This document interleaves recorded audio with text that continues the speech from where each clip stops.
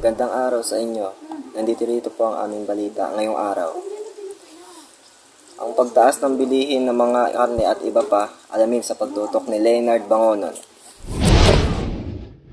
Maraming salamat, Francis. Sa panahon ngayon, patuloy ang pagtaas ng presyo ng karne ng baboy at manok at inaasahan pa itong magtataas sa susunod na buwan.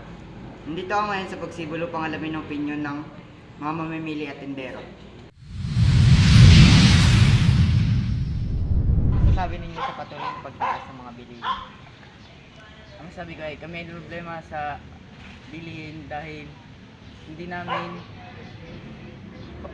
kayang pagkasya ng aming budget sa pang-araw-araw na bilihin.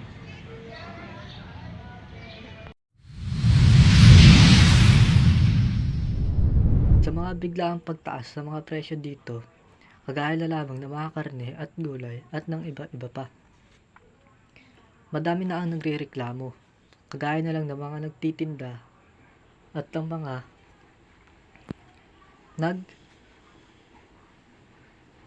nagdadala sa kanila ng mga stock nila ng mga kung ano-anong pwedeng matinda.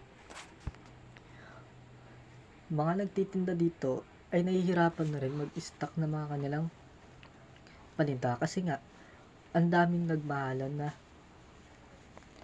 mga bilihin. Di nila kinakaya. Kaya naghihintay na lang sila ng tulong galing sa gobyerno para may unsad ang krisis na ito. At ngayon, tatanungin natin ang magiging opinyon ng mga tindero tungkol sa problema ang ating kinakaharap ngayon. Ayon po ba kayo sa pagtaas ng presyo ng mga bilihin, especially sa karne ng baboy at manok? Hindi, dahil hindi na, lahat naman tayo naghihirap at lahat tayo kailangan kumita at kumain sa pangaraw-araw.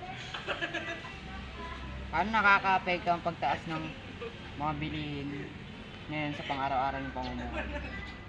Mahirap na mag-restock ng mga karne ngayon dahil sa mga presyo na apakataas.